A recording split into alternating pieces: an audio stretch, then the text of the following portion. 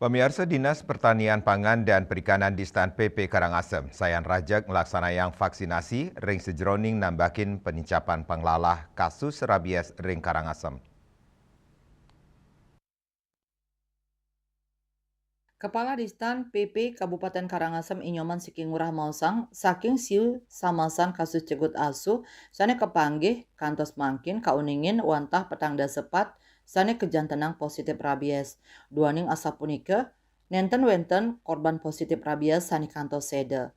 Sayuaktinnya nih yening sayang sarang kasus cegut asu, bilangan kasus positif rabies ke kantenang akidik, nanging pai ketandani tetap rajak ngelaksanayang vaksinasi ring sajoning nambakin panincapan kasus positif rabies. Pamekas ring Karangasem kauningin wenten ulung dase talian ukud asu. Petang dase talian ukud utawi 6% kauningin sampun poli vaksinasi.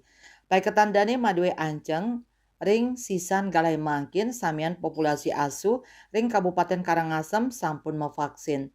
Yaning sampun tinas pemarkinnya nih menjantan kasus inucap side ketambakin becik. Punika mawinan paiketan dani nguduhang majang kramo saning ubuh asu, pet prade wenten vaksinasi massal ring widangan suang-suang, mangdani side makte asu antuk moliang vaksin.